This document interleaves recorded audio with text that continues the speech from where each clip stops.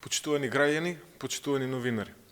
И во време на светска економска криза, владата предведена од СДСМ и надлежното министерство продолжуваат со вистинска поддршка за сите земјоделци. Донесени се две дополнителни мерки за помош на лозарите и винариите.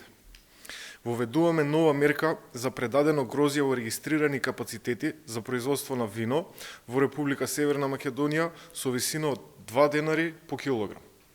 Корисници на оваа мерка се земјоделски стопанства кои имаат површини под лозови насади и остварено производство на винско грозје од реколта 2022 година, кое е предадено во регистрирани капацитети за производство на вино или пак е преработено за потребите на сопствениот преработувачки капацитет.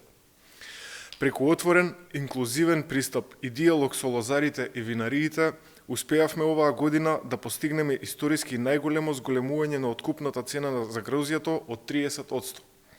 Оваа година грозјето од сортата Смедеревка ќе се откупува по просечна цена од 13 денари по килограм, додека вранецот по 15 денари за килограм. Тоа е за 3 денари повеќе споредено од ланските откупни цени. Со дополнителните мерки на веќе договорените 13 и 15 денари за килограм ќе се додадат уште плюс 2 денари, со што откупната цена на грозјето ќе достигне 15, односно 17 денари.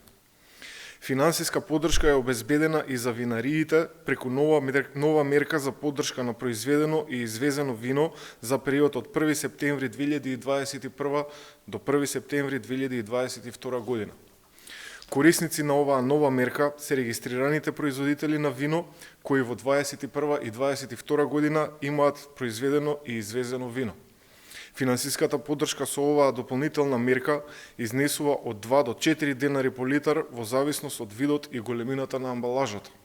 Со овие мерки се уште еден показател за грижата на СДСМ за земјоделците. Продолжуваме да реализираме мерки и политики кои овозможуваат зголемено домашно земјоделско производство. Благодарам.